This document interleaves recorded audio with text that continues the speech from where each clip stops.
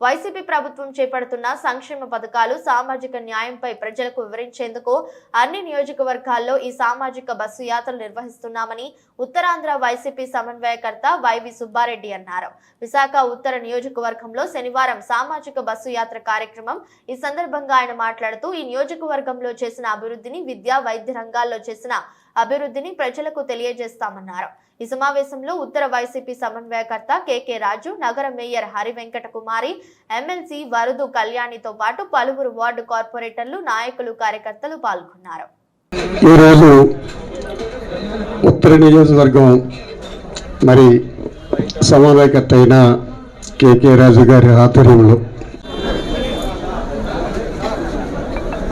ఉన్న వైఎస్ఆర్ కాంగ్రెస్ పార్టీ జగన్మోహన్ రెడ్డి కర్త అయిన కెకే రాజు గారి ఆధ్వర్యంలో చరిత్రలో కనివిని ఎరగని విధంగా ఒకవైపు ప్రతిక్షణం సంక్షేమం, అర్హత ఉన్న చిట్ట చివరి లబ్ధిదారు వరకు సంక్షేమాన్ని అందించడంతో పాటు ఇన్ఫ్రాస్ట్రక్చర్ విషయంలో కూడా జగన్మోహన్ రెడ్డి గారు శ్రద్ధ చూపి ఈ నియోజకవర్గాన్ని అభివృద్ధి చేయడం జరిగింది. అన్నిటికంటే కూడా ప్రధానమైనది మేమెవరో కూడా కళలో కూడా కలగన్నది ఈ నియోజకవర్గానికి ఈరోజు జగన్మోహన్ రెడ్డి గారి సహాయ సహకారం వల్ల సాధ్యపడింది.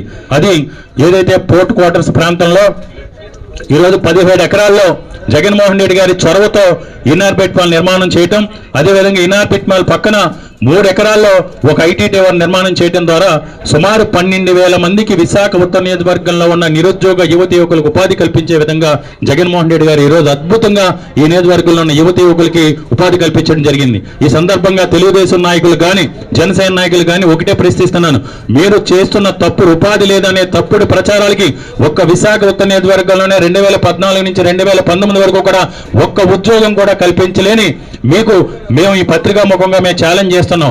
1520 మందికి వాలంటీర్లుగా సేవాభావంతో అవకాశం కల్పించడం జరిగింది. 870 మందికి ఈ నియోజకవర్గంలో సచివాలయ సిబ్బందిగా నియమించడం జరిగింది. అవుట్ సోర్సింగ్ లో 234 మందికి వివిధ రూపాల ఈ నియోజకవర్గంలో యువతి యువకులకు ఉద్యోగ అవకాశం కల్పించడం జరిగింది. రేపు 2025 ఫిబ్రవరి కల్లా 12,000 మందితో ఇన్ఆర్బిట్ మాల్ లో కానీ, అదేవిధంగా బిర్లా జంక్షన్ దగ్గర నిర్మాణం జరుగుతున్న ఏఎంసీ మాల్ ద్వారా కానీ ఈ ఒక్క నియోజకవర్గంలోనే జగన్మోహన్ రెడ్డి గారి వల్ల 20,000 మంది నిరుద్యోగ యువత యువకులు ఈ నియోజకవర్గంలో ఉన్న వారికి ఉపాధి కల్పిస్తున్నాం.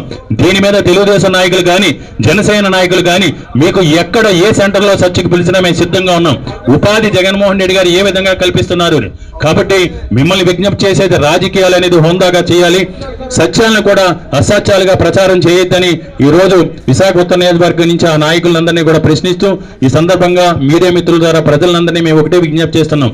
మంచి మనసుతో ప్రతిక్షణం కూడా ప్రజాహితం కోసం పాటుపడుతూ నీతి నిజాయితీ నిబద్ధతతో ఈ రాష్ట్ర భవిష్యత్తు కోసం అహర్నిశలో కూడా పాటుపడుతున్న జగన్మోహన్ రెడ్డి గారికి ప్రజలందరూ మద్దతు ఉండాలని, అదేవిధంగా వెనుకబడిన వర్గాల వారి అభ్యున్నతి కోసం సాగుతున్న సాధికారిక బస్సు యాత్రను అందరూ కూడా పెద్ద ఎత్తున విజయవంతం చేయాలని విజ్ఞప్తి చేస్తూ ఈ 3వ విడత సాధికారిక బస్సు యాత్ర ఈరోజు విశాఖ ఉత్తర నియోజకవర్గంలో ప్రారంభమై ఈ నెలాఖరులోపు ఉత్తరాంధ్ర జిల్లాలో మిగతా 6 నియోజకవర్గాలు ఉన్నాయి. ఉత్తరాంధ్ర 3 జిల్లాలు, పాత 3 జిల్లాల్లో ఆ 6 నియోజకవర్గాల్లో కూడా ఈ నెలాఖరు లోపల ఈ సామాజిక సాధికారిక బస్సు యాత్ర కంప్లీట్ అయ్యే